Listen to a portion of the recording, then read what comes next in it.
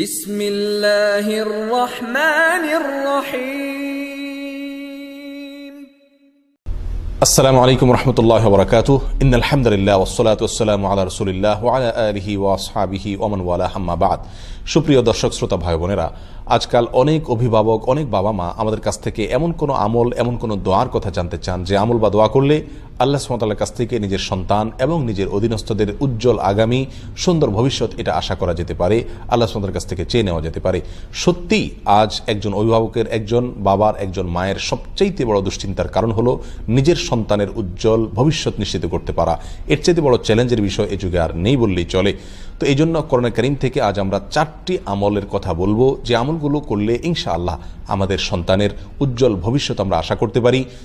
যারা অবিবাহিত তারাই আমলগুলো করতে পারি, তাদের ভবিষ্যতে যে সন্তান আসবে তাদের জন্য আল্লাহ সুবহানাহু ওয়া তাআলার কাছ থেকে আগে থেকে আমরা দোয়া করে নিতে পারি, চেয়ে নিতে পারি, তারা যেন নেক হয়, তারা যেন সৎ হয়, তারা যেন ভালো মানুষ হয়, তারা যেন চক্ষু শীতলকারী হয়, নয়ন জোড়ানোর মতো সন্তান হতে পারে।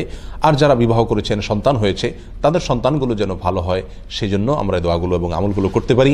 আর যাদের এখনও সন্তান হয়নি কিন্তু বিয়ে করেছেন, তারা সন্তানের আশা করছেন, সন্তান চাইছেন আল্লাহর কাছে, তারাও এই দোয়াগুলো আমরা করতে পারি।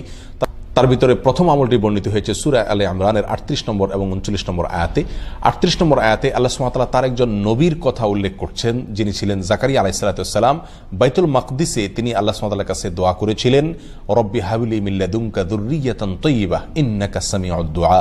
রব্বি হাবলি মিন লাদুনকা যুররিয়াতান তাইয়্যিবাহ ইন্নাকা সামিউদ দুআ। অর্থাৎ, হে আল্লাহ, আপনি আপনার কাছ থেকে আমাকে নেক সন্তান, ভালো সন্তান, পবিত্র সন্তান আপনি দান করুন, কারণ আপনি দোয়া শ্রবণকারী। তিনি এই দোয়া করে সারেন নাই, আল্লাহ সুবহানাহু ওয়া তাআলা আসমান থেকে ফেরেশতা পাঠিয়ে দিলেন তাকে সুসংবাদ দিয়ে। তিনি মেহরাবে সালাত আদায় করছিলেন আর ফেরেশতারা এসে বলছিলেন যে আল্লাহ সুবহানাহু ওয়া তাআলা আপনাকে সুসংবাদ দিচ্ছেন, এমন একটা সন্তানের যার নাম হবে ইয়াহিয়া এবং তার ভিতরে 4টি গুণ থাকবে। নাম্বার 1, সে মুসাদ্দিকাম বিকালিমাতিন মিনাল্লাহ, আল্লাহর কালিমায় সত্যায়নকারী হবে, ইমানদার হবে। আর দ্বিতীয় গুণ হবে সে সাইয়্যিদ হবে, নেতা হবে। তৃতীয় গুণ হবে সে হাসুর হবে, অর্থাৎ বিবাহ শাদী করবে না এবং নারী থেকে দূরে থাকবে, অর্থাৎ তার জীবনকে, গোটা জীবনকে আল্লাহর জন্য উৎসর্গ করবে। যদিও বিবাহ শাদী না করে শুধুমাত্র আল্লাহর ইবাদত বন্দেগীর জন্য নিজের জীবনকে কাটিয়ে দেওয়া, এটা আমাদের শরীয়তে নির্দেশিত নয়, এটা তার জন্য ছিল স্পেশাল। যাই হোক, 4 নম্বর গুণ হলো তিনি নবী মিনাস সালিহিন, একজন নবী হবেন, নেককার মানুষ হবেন। তাহলে জাকারিয়া আলাইহিস সালাতু ওয়াস সালাম এই দোয়া আল্লাহ সুবহানাহু ওয়া তাআলার কাছে করেছেন সুন্দর এবং নেক সন্তানের জন্য, ভালো সন্তানের জন্য। আল্লাহ তাআলা তাকে সেই সন্তান দিলেন এবং সে সন্তান ভালো সন্তান হিসেবে আল্লাহ সুবহানাহু ওয়া তাআলা অগ্রিম ঘোষণা দিয়ে দিলেন। আর সে দোয়াটি আবারও বলছি, রব্বি হাবলি মিন লাদুনকা যুররিয়াতান তাইয়্যিবাহ ইন্নাকা সামিউদ দুআ। দ্বিতীয় আমলটি হলো ইব্রাহিম আলাইহিস সালাতু ওয়াস সালামের। ইব্রাহিম আলাইহিস সালাতু ওয়াস সালাম তিনি আল্লাহ সুবহানাহু ওয়া তাআলার কাছ থেকে সন্তান চেয়ে একটি দোয়া করেছিলেন, যার ভাষা ছিল রব্বি হাবলি মিনাস সালিহিন, রব্বি হাবলি মিনাস সালিহিন, অর্থাৎ হে আল্লাহ, আপনি আমাকে নেক সন্তান দান করুন। সূরা সফাতের 99 নম্বর আয়াতে এই দোয়াটি বর্ণিত হয়েছে। ইব্রাহিম আলাইহিস সালাতু ওয়াস সালামের এই দোয়ার পরিপ্রেক্ষিতে আল্লাহ সুবহানাহু ওয়া তাআলা বলেন, ফাবাশশারনাহু বিগুলামিন হালিম। এই দোয়ার প্রেক্ষিতে আমি তাকে সুসংবাদ দিয়েছি, একটা ধৈর্যশীল সন্তান তাকে দান করবে এই মর্মে।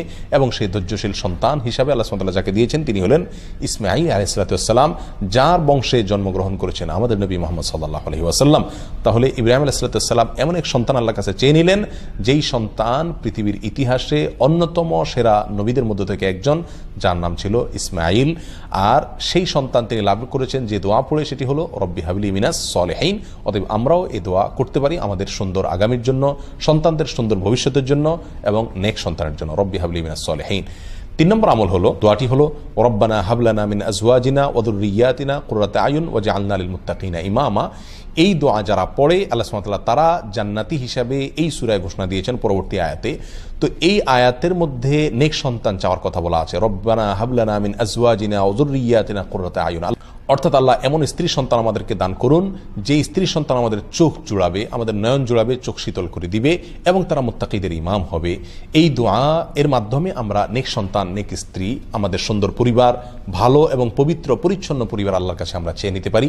নাম্বার 4 আমল হলো সূরা নূহে বর্ণিত হয়েছে, একেবারে শুরুর দিকে আল্লাহ সুবহানাহু ওয়া তাআলা বলেছেন, ফাকুলতু আস্তাগফিরু রাব্বাকুম ইন্নাহু কানা গাফফারা ইউরসিলিস সামাআ আলাইকুম মিদরারা ওয়া ইউমদিদুকুম বিআমওয়ালিন ওয়া বানিন। আল্লাহ সুবহানাহু ওয়া তাআলা বলছেন যে আল্লাহ নবী নূহ আলাইহিস সালাম তার জাতিকে বলেছিলেন, তোমরা ইস্তেগফার করো তোমাদের রবের কাছে, যে কোনো অপরাধ হয় সঙ্গে সঙ্গে আল্লাহর কাছে ক্ষমা চাও, আস্তাগফিরুল্লাহ ওয়া আতুবু ইলাইহি, অথবা যে কোনো ইস্তেগফার করো, আল্লাহর কাছে ক্ষমা চাও। চাইলে কি হবে?